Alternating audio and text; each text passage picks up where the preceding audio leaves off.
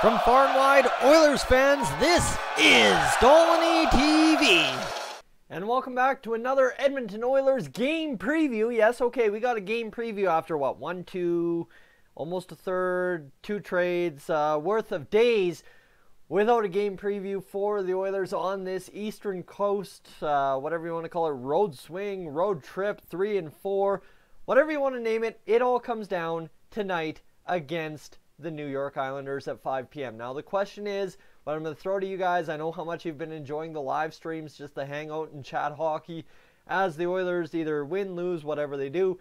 Definitely, if you want to see that, let me know in the comments section down below. And without further ado, let's get right to it. Let's go check the NHL standings, because that's where we got to start every single time from here on out, whether we be in a position to contend or whether we be in a position to get the #1 overall Jack Hughes or Capo Caco, because right now you go sit here at the NHL standings, you look at the wild card. This is where the false hope and the hope collide, right? Obviously for Oilers fans, you're either in the fence now that we're not making the playoffs, or you're in the fence that there's still a chance. There is no guarantees, nothing right? The math is still there, but it's not, and it's a tough position to be. Right now we're 53 points. Minnesota has 60, so we're not mathematically out of it. We've got just over 25 games today before we play the Islanders left to play. So we'd have to win about 20 of our next 25. That's a very, very tall task for this Edmonton Oilers team that has now traded Cam Talbot, traded Ryan Spooner for a guy that we're not sure what we're going to get out of. Right? We know what Sam Gagner is all about, but we don't know what we're going to get out of him.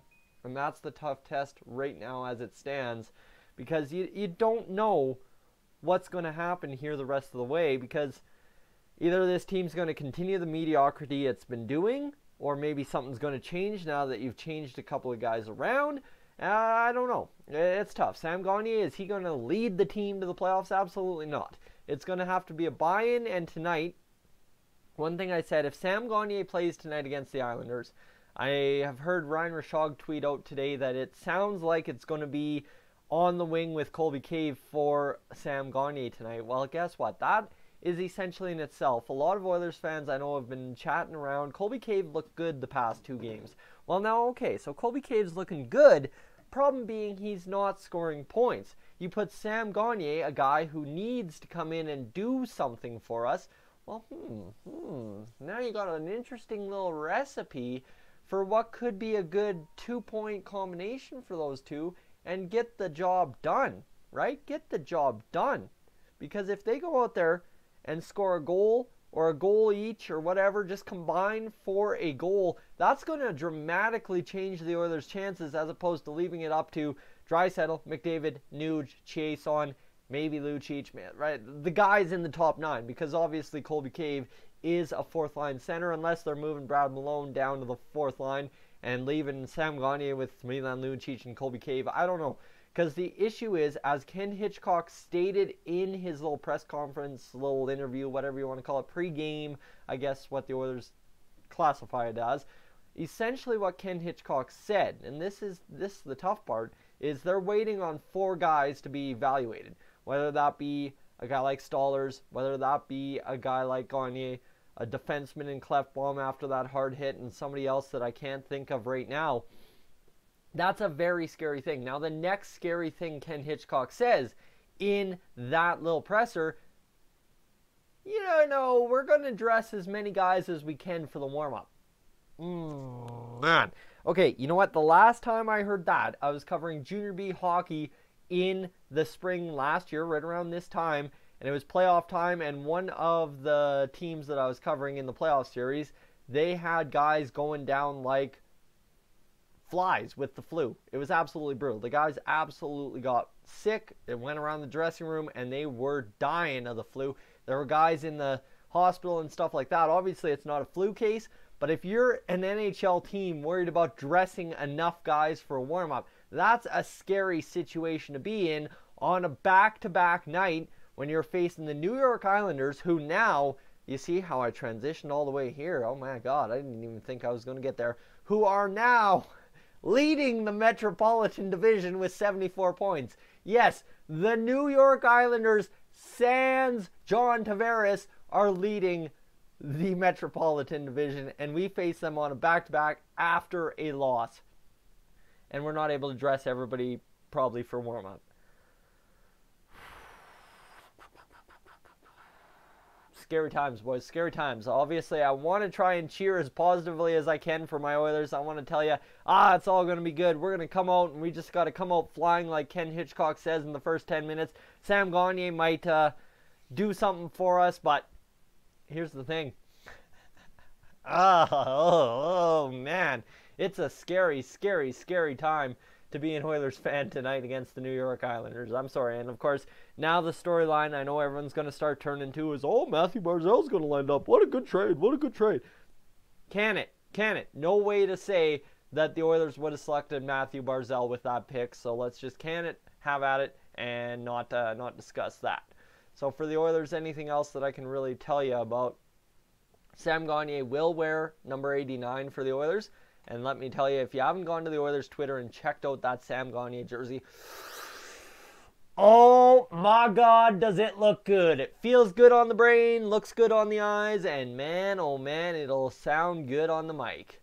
And let's see what's going on. What else? Game day for the Oilers against the New York Islanders. So obviously the other question is Anthony Stolarz. What are you going to get out of him?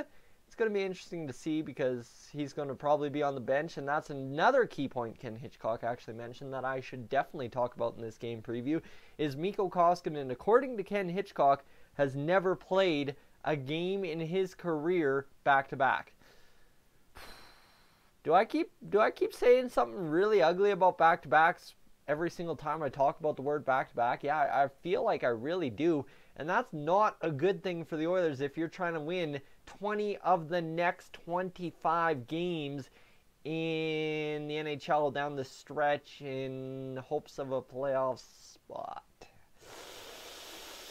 Ooh, it's ugly, boys. It's ugly, like I said. So, obviously, Mikko Koskinen. Now, the question becomes what we see out of who is dressed. Obviously, Matt Benning has been placed on the injured reserve to make room for Sam Gagner, so there's a lot of cap space. And actually, I want to go to cap friendly because one thing I forgot to mention in terms of the Oilers having cap friendly available is salary pool. Well, right now we have a little bit available to us as it looks like we are at projected cap space. I don't know how much cap space left, but we are looking not to be as bad off as we were because, as you see, Andre Sekera on LTIR. Injured reserve is Matthew Benning. Anthony Stolarz comes in and gets that done, and Sam Gagner jumps all the way up. Sam Gagner is actually the fifth highest paid Edmonton Oiler on the team tonight in terms of forward group. That's an ugly situation if you're talking about a guy you're not sure is going to do anything for you. But right there, guys, that's the cap friendly. I just wanted to make sure you're loud and clear on that. Now, my feeling on the whole move, this is just me recapping a couple of things here before we get to the Islanders game, I guess. My feeling on Sam Gagner coming in, Matt Benning going to IR, and Mr. Jesse Puljujärvi, sorry, I got a notification on my laptop, not going to the AHL is such a disaster, man. Such a friggin' disaster. Jesse Puljujärvi needs to be down there on this hot streak. I mean, 14 in a row. Come on now. Jesse Puljujärvi needs a chance to go to a winning culture, get it done, finish off the season, go for a Calder Cup, come back in the fall, refreshed, ready to go, and hopefully just dominate some fools. Not like that. Obviously, that's what we want out of Milan Lucic. But, guys, Jesse Puljujärvi needs some development time, and you really, really got to hope he starts getting it. Anyways, guys, I'm going to turn it over to you. Like I said, I need to know if you guys want me to stream tonight's game. I should be able to do it, hopefully. I don't know, I got to find some pizza in the fridge to have some pizza power again, although that didn't work. Have to go back to the cookie power for sure. If you guys are in the streams, you understand what that's coming from. If you don't, it's weird, and you'll figure it out if you come to the stream. Anyways, I'm Tyson, this is Dolynny TV. Comment section down below. Let me know what you think against the Islanders tonight on the back-to-back. What you think that the Oilers can do with Sam Gagner and Anthony Stolarz the rest of the way. 20 out of 25 sounds crazy, but it's mathematically possible, and a lot still to be done. So, guys, I'm Tyson, this is Dolynny TV. Thank you so much for tuning in. As always, I will catch you in the next one.